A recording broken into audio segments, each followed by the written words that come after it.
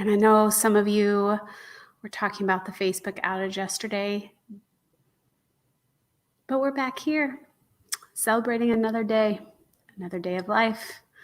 And what I really wanted to talk to you about was something that came up for me yesterday while I was working out. We were doing a routine and the coach said, if you can show up for everybody else, you can show up for yourself. And I realized how true this is in so much of the therapist life. Our whole job is around showing up for others, being present for them, attending to and attuning to their needs. And in that process, we often get left behind. And this past week, I've been calling boot campers. If you're a boot camper, don't be totally surprised if I actually call you. I know people think it's a robot, but it's actually me calling people, just to remind them of the upcoming live working session, because we've had so many students over the years that we want to make sure people know that we're still here for them. And one of the themes I keep hearing over and over is, I'm so busy. There's so many people needing me. It's overwhelming, to the point that they're physically being affected, their health is being impacted, spiritually, emotionally, relationally, they're being impacted. And to me, that's not success. That's not my definition of success if you aren't caring for yourself. Because if we don't take care of ourselves, it's going to impact the therapy. I don't think that that's the ultimate motivation for self-care. I think it's because we want to love our life and enjoy our life. And so we show up for all of our clients. Then we get home, we show up for our pets, plants, people in our lives. And then when are we showing up for us? And I want to teach you some different ways to do that are very simple. But when we do little things over time, they can compound. One of those things is in our last retreat, we did some energy work where we did energy postures. One of my favorite ones to do between appointments is you take your hands, you interlink them like this, you cross at the wrist. Can you see? You grab your hand and you flip. You hold here. It's a very grounding kind of feeling. So how's this showing up for yourself? This is attuning to your body, centering yourself physically, kind of connecting with your energy, going inward, and just being still for a moment. Could you do this between sessions? I think so. It's pretty easy. Just like this. And then we also talked about in our retreat, like some ways to stretch. I think we're actually going to do like a free course on like chair exercises for clinicians in private practice.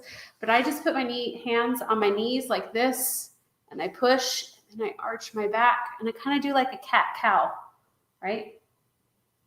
Again, getting in your body and reconnecting, stretching those muscles that have been sitting and compounded for a bit.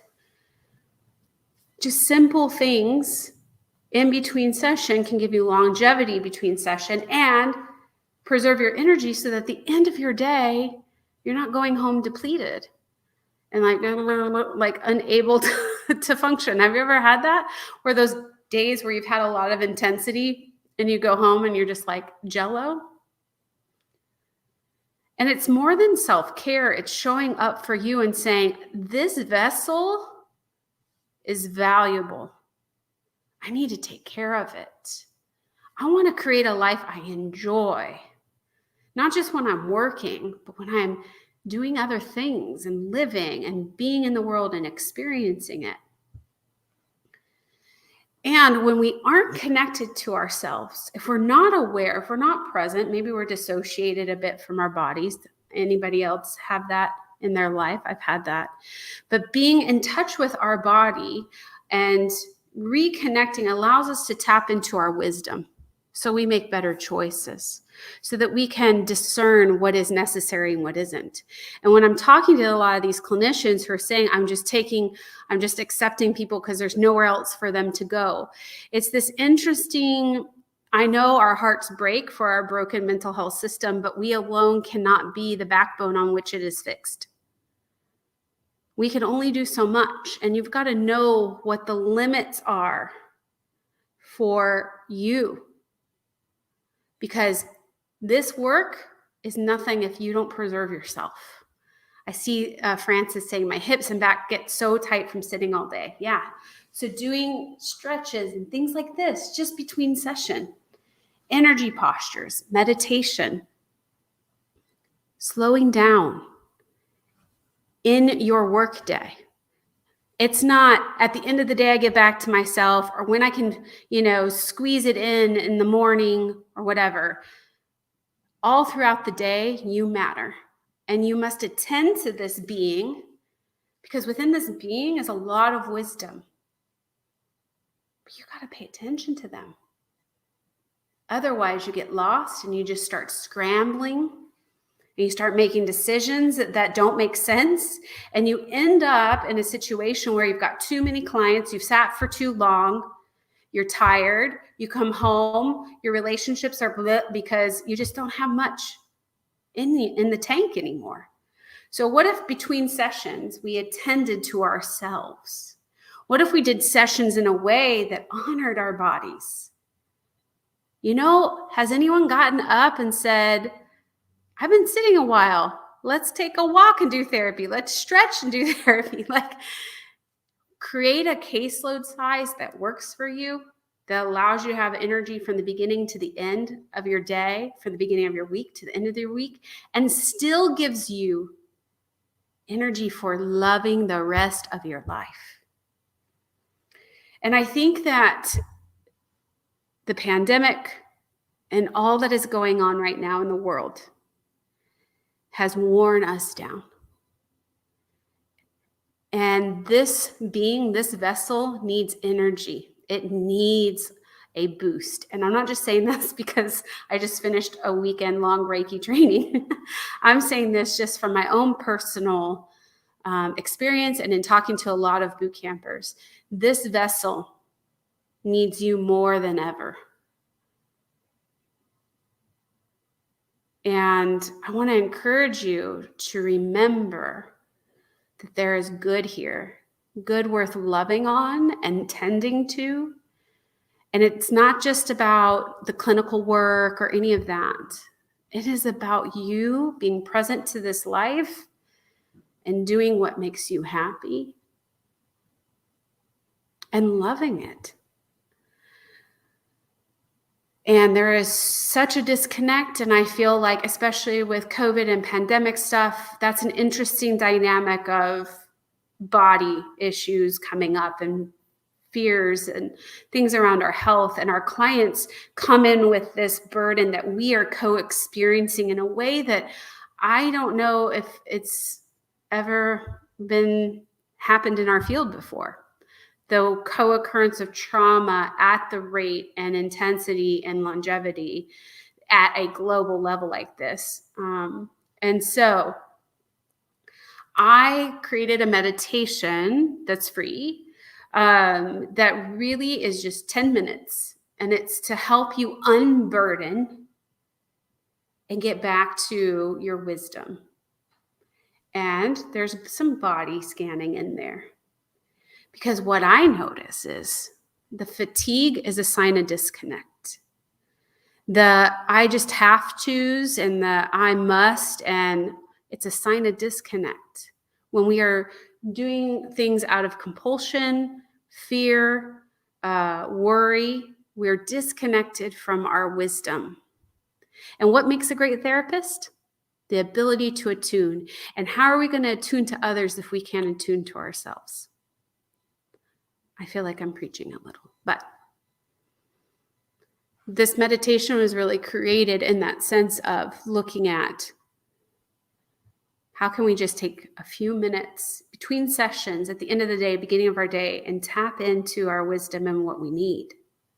Because some of you may need to let go of stuff.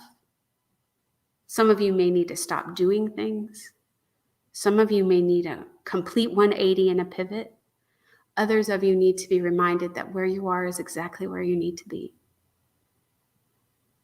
But if we have any fears, if we have any kind of automated response, this is just what we do, that is a state of dissociation, and that is a state of numbing out, and wisdom does not live there.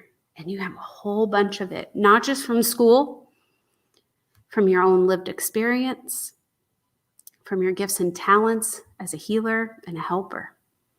So I would love for you to check out the meditation. It's in our bio. Just click the link either in the message below, depending on what platform you're on. Take 10 minutes out of your day. Join our free community and you get the meditation. And think about, if I can show up for others, I can show up for myself. You deserve it. You deserve it. Yes, your clients will benefit. Yes, your relationships will benefit. And yes, all these beautiful things will happen. But more importantly, I want you to feel whole again. We've been too fragmented. Too fragmented. And I'd love to hear your feedback on the meditation and if I can improve it, or if I could be of support in some other way.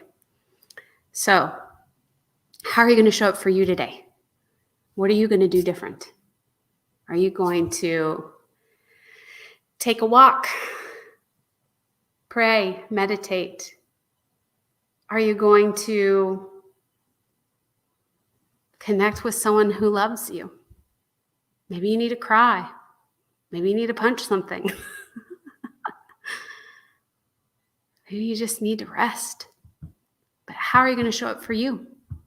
I know you've got your schedule full of how you're showing up for everybody else. I see some people saying, I'm going to walk. I'm going to do the meditation. I love it. And I can talk about how all this is great for our clients, and I hope you know that. But I don't want to be motivated solely by everything I do is in service of my clients. I also want to be in service of me and honoring who I am. So today I am going to exercise, and then I'm going to meditate. That's how I'm going to show up for me. I can't wait to hear how you show up for you. Thanks for being here. Share this with a friend. Check out the meditation, and I'll see you next week.